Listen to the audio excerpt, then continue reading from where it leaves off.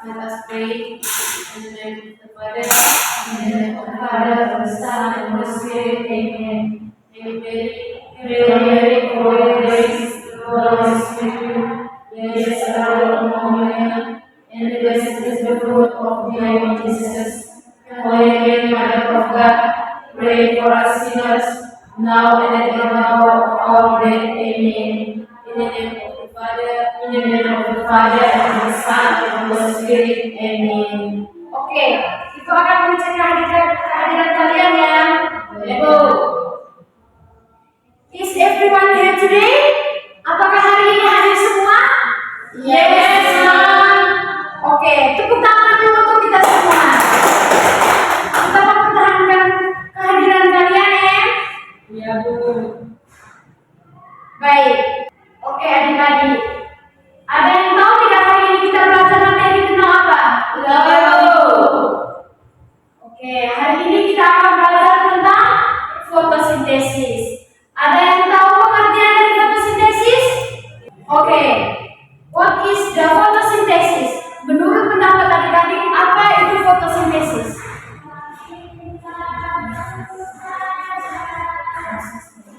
Oke, what is photosynthesis? Apa itu fotosintesis? Menurut pendapat adik-adik? Saya ini. Fotosintesis adalah proses di mana tumbuhan bisa membuat makanannya sendiri. Oke, bagus sekali jawaban dari ini adik Helen. Ada yang lain mungkin? Oke, di sini aku melengkapi sedikit ya. Fotosintesis adalah proses biokimia yang dilakukan oleh tumbuhan hijau, alga, dan beberapa bakteri untuk menghasilkan makanan sendiri. Oke, tumbuhan kan termasuk dalam makhluk hidup toh. Kamu tuh pernah lihat tidak tumbuhan itu tuh memasak makanan sendiri? Ya, jadi yang kita lihat itu tuh kan hanya manusia bisa masak makanan sendiri, hewan bisa mencari makanan, sedangkan tumbuhan hanya berdiam diri di tempat loh. Ya, Bu. Jadi pada struktur tumbuhan itu di daun, khususnya di daun, itu merupakan dapur dari tumbuhan itu sendiri. Oke adik-adik, di dalam proses ini tumbuhan menggunakan cahaya matahari, air atau HO2 dan karbon dioksida atau CO2 untuk membentuk glukosa yaitu C6H12O6 sebagai sumber energi serta menghasilkan oksigen sebagai hasil sampingan. Oke adik-adik, kira-kira dari proses fotosintesis itu sendiri manusia mendapatkan apa? Oksigen, Bu. Oke, bagus sekali. Tepuk tangan untuk adik Helen dulu. Baik ya adik-adik, jadi manusia itu mendapatkan oksigen dari tumbuhan di sekitar kita. Oke, baik adik-adik. Kira-kira di dalam proses fotosintesis, adik-adik tahu tidak di dalam proses fotosintesis itu ada apa-apa saja? Ada cahaya matahari, Bu. Ya, apa lagi? Air. Ya, apa lagi? Udara. Ya. Jawaban dari adik-adik kita itu sudah benar. Jadi di dalam proses fotosintesis itu adalah proses rangkaian reaksi biokimia yang dilakukan oleh tumbuhan hijau, alga, dan beberapa bakteri untuk menghasilkan makanan sendiri. Proses ini berlangsung di dalam organel kloroplas dan terdiri dari dua tahap utama yaitu reaksi terang dan reaksi gelap. Kira-kira adik-adik ada yang tahu tidak apa itu reaksi terang dan reaksi gelap? Tidak tahu. Ini aku akan menjelaskan sedikit mengenai reaksi terang. Reaksi terang adalah tahap fotosintesis yang berlangsung di membran tilakoid kloroplas dan sangat bergantung pada cahaya matahari. Pada tahap ini, energi cahaya diserap oleh pigmen klorofil sehingga mampu memecah molekul air atau H2O melalui proses fotosintesis menjadi oksigen atau O2, elektron, serta ion hidrogen atau H+. Oke, jadi adik-adik sudah tahu toh apa itu reaksi terang? Ya, Ibu. Yang berikutnya kita akan membahas tentang reaksi gelap atau siklus Kelvin. Reaksi gelap adalah tahap fotosintesis yang tidak memerlukan cahaya secara langsung, tetapi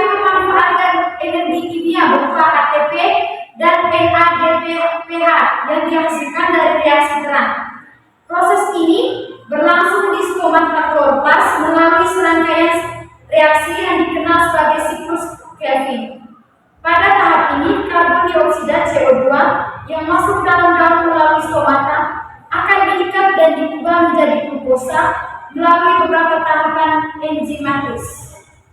Jadi adik-adik sudah tahu apa itu reaksi terang dan reaksi gelap? Sudah. Oke.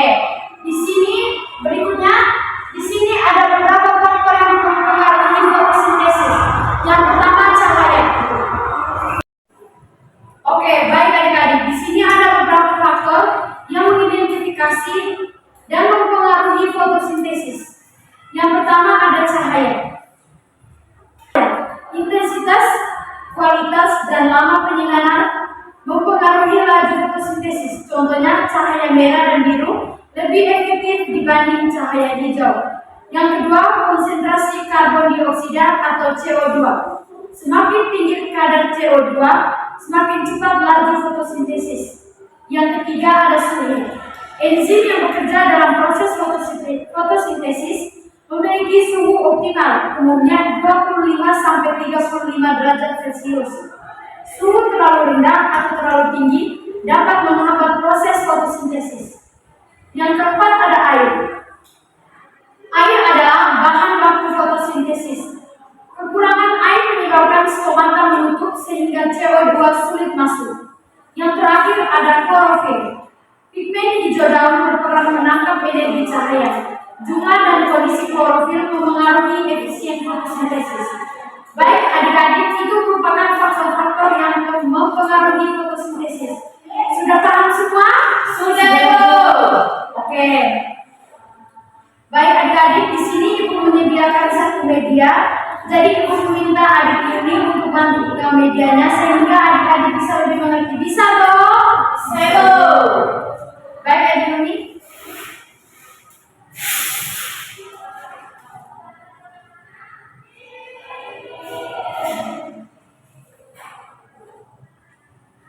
Baik adik-adik, ini merupakan proses fotosintesis. Bisa perhatikan toh? Bisa ya, Bu.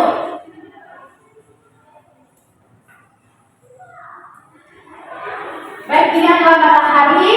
Yang dibutuhkan tanaman adalah energi matahari, karbon dioksida, air atau H2O dan mineral, serta melepaskan oksigen dan menghasilkan karbon dioksida, air, energi, cahaya, gula, dan udara. Sudah bisa lihat dong? Sudah. Oke, perhatikan baik-baik. Sebentar ibu akan memberikan pertanyaan. Sudah Magdalena? Sudah, Bu. Oke, terima kasih adik Budi, silakan dulu.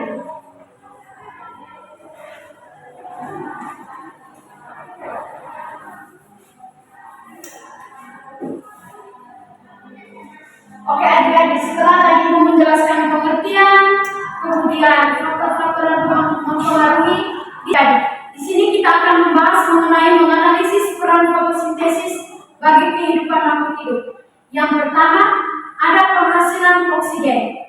Oksigen hasil fotosintesis digunakan oleh makhluk hidup untuk respirasi. Kira-kira adik-adik yang tahu apa itu respirasi? Respirasi adalah pertukaran oksigen, Bu. Oke, bagus sekali jawaban dari adik Magdalena. Tepuk tangan untuk adik Magdalena. Oke, yang kedua, sumber energi. Glukosa hasil fotosintesis menjadi sumber energi utama bagi tumbuhan dan makhluk hidup lain melalui rantai makanan. Yang ketiga, menjaga keseimbangan ekosistem. Fotosintesis mengatur kadar CO2 di atmosfer sehingga berperan dalam mengurangi efek rumah kaca. Yang keempat, dasar kehidupan di bumi. Hampir semua makhluk hidup bergantung pada energi yang berasal dari fotosintesis, baik langsung maupun tidak langsung.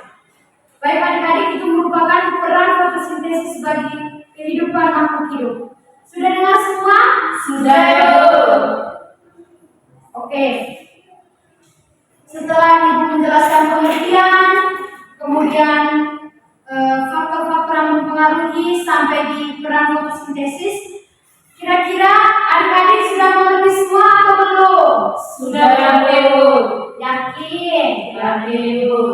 Oke, kalau begitu adik-adik siapkan buku dan pulpen karena ibu akan menayangkan satu video dan setelah itu ibu Ibu akan memberikan pertanyaan dan dijawab masing-masing orang. Bisa toh?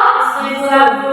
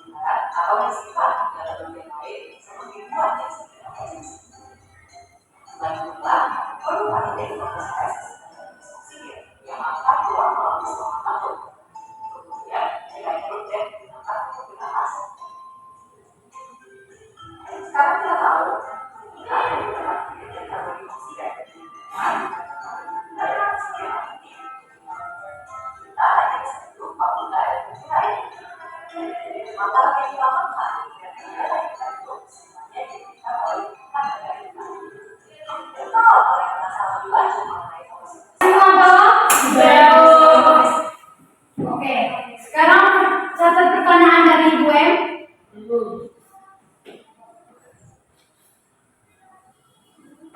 Pertama, apa yang terjadi jika tumbuhan tidak mendapatkan cahaya matahari? Apa yang terjadi jika tumbuhan tidak mendapatkan cahaya matahari?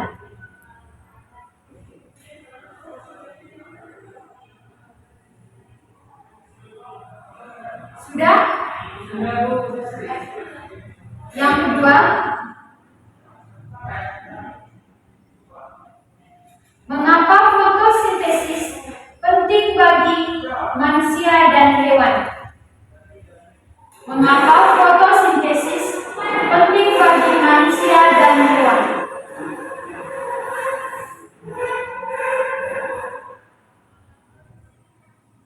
Oke, itu saja dua pertanyaan dari Ibu. Silakan mencari jawaban bersama teman.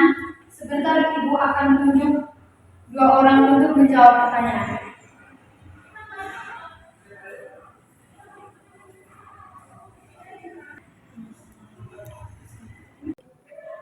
Oke, sudah jawab semua adik-adik? Sudah, Bu. Oke, nomor 1 adik ini silakan menjawab. Baik, Bu.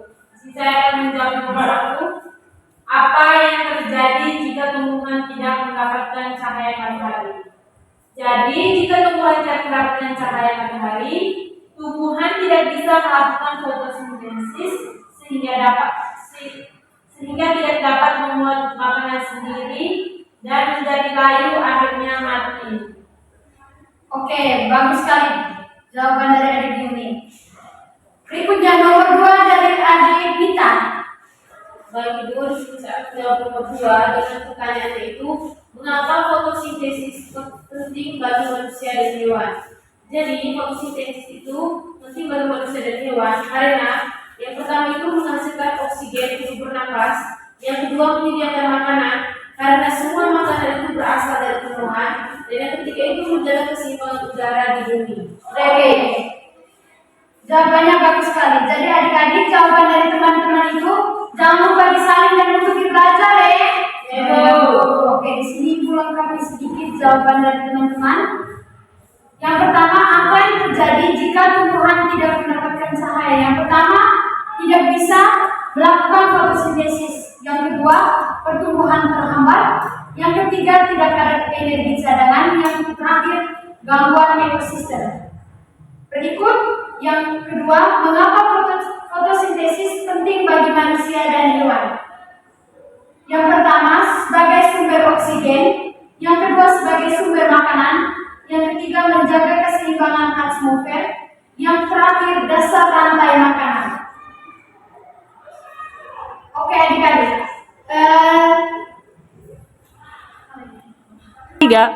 Oke, baik adik-adik. Dari materi yang tadi Ibu sudah sampaikan, ada yang bisa menyimpulkan materi kita pada hari ini? Tidak bisa, Ibu. Aduh, ini pasti tidak perhatikan semua ini tadi. Oke, di sini Ibu akan menarik kesimpulan dari materi kita pada hari ini, yaitu fotosintesis. Fotosintesis adalah cara tumbuhan membuat makanan sendiri dengan bantuan cahaya matahari, air, angin, dan karbon dioksida. Hasil fotosintesis adalah glukosa atau gula sebagai sumber energi bagi tumbuhan dan oksigen yang dilepaskan ke udara. Oksigen dari fotosintesis sangat penting untuk manusia dan hewan agar bisa bernapas. Fotosintesis juga menjaga keseimbangan alam dengan mengurangi karbon dioksida dan menjadi dasar rantai makanan. Baik, itu saja kesimpulan yang dapat Ibu sampaikan dengan materi fotosintesis. Oke, mengingat waktu kita terbatas dan sebentar lagi kalian akan istirahat, materi kita cukup sampai di sini saja. Oke, before we end our lesson, someone will lead us in prayer. Kepada Magdalena.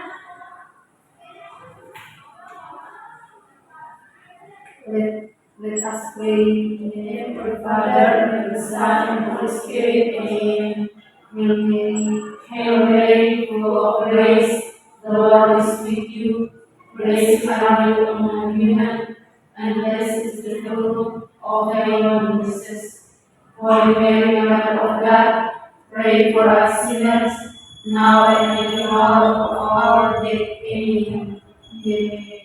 In the name of the Father, and of the Son, and of the Holy Spirit. Amen.